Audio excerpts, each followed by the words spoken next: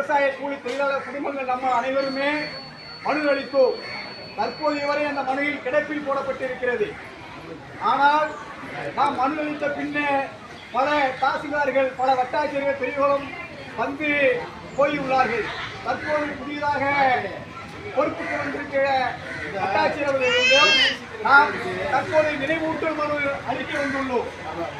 இனிமேலும் இந்த அரசு, விடியல் அரசு, திமுக அரசு தொடர்ச்சியாக பட்டியல் சமூக மக்களை வஞ்சிக்க கூடாது.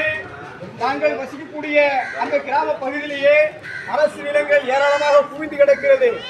அந்த நிலத்தை பட்டியல் சமூக மக்களுக்கு ஒவ்வொரு குடும்பத்திற்கும் 3 சென்ட் இடத்தை வழங்க வேண்டும் என்று இன்றைக்கு நாம் பெரியகுளம் வட்டாட்சியர் அலுவலகத்தை நோக்கி ஒரு நினைவூட்டு மனு அளிக்க வந்துள்ளோம்.